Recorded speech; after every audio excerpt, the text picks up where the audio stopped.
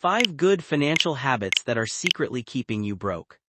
You've been told these 5 things are smart money moves. Your parents told you, your bank told you, every get your finances in order checklist online tells you, and yet some of these habits are quietly costing people 6 figures over a lifetime, not because the advice is malicious, because it's outdated, oversimplified, or just wrong for where you are right now.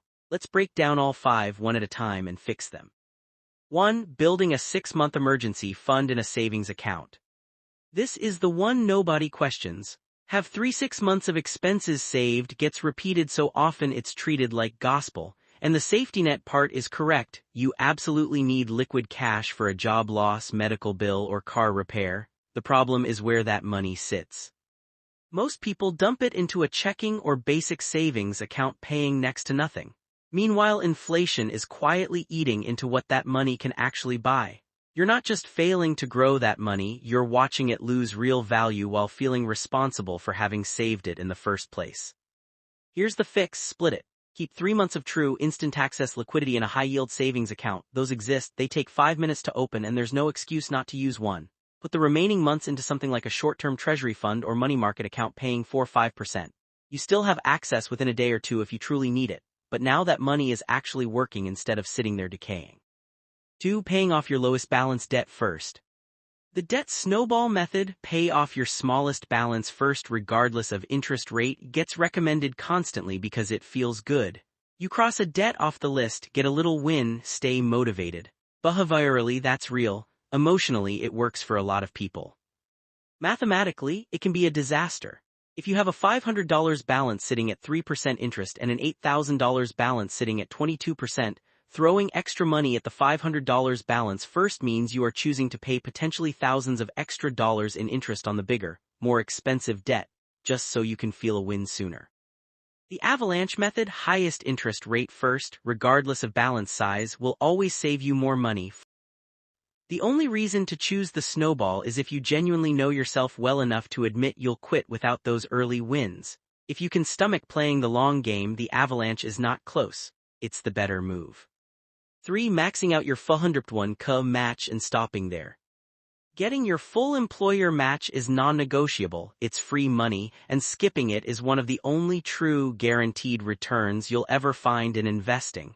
But here's where people stop too early: they treat the match as the finish line instead of step 1. If you have access to a health savings account, it is arguably the single most underused account in personal finance, and most people either ignore it or treat it like a glorified debit card for band-aids. An HSA gives you a triple tax advantage that literally no other account offers. Your contributions are tax-deductible going in, the balance grows completely tax-free, and withdrawals for qualified medical expenses come out tax-free too.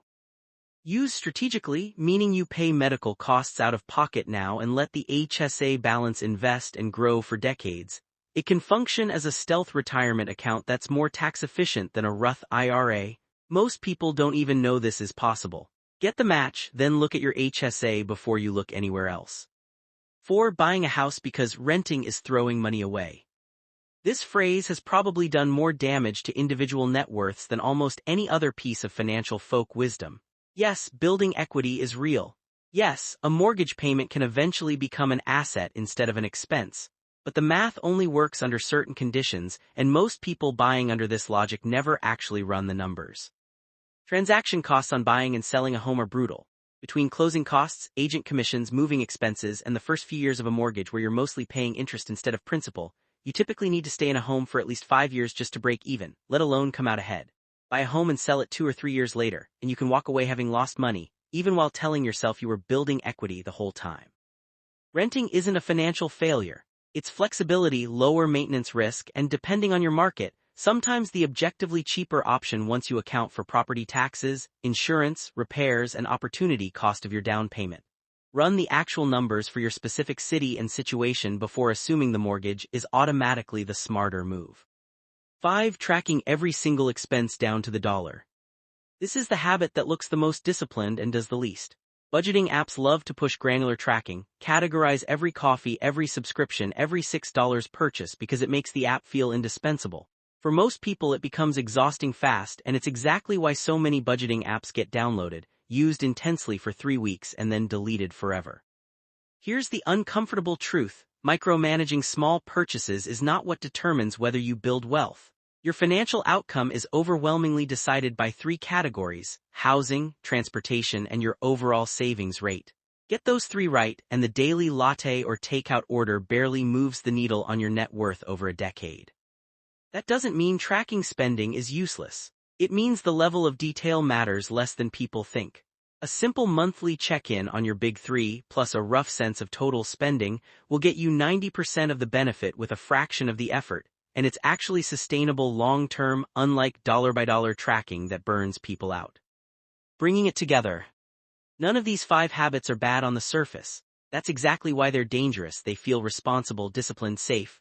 Nobody questions them because everybody agrees with them by default. But the people who are actually building real wealth aren't doing more of these habits harder. They're being more selective, keeping the parts that work, fixing the parts that don't, and putting their energy where it actually moves the number. If you recognized yourself in even 2 or 3 of these, that's not a failure. That's just where the next upgrade in your financial habits is sitting, waiting for you to make it.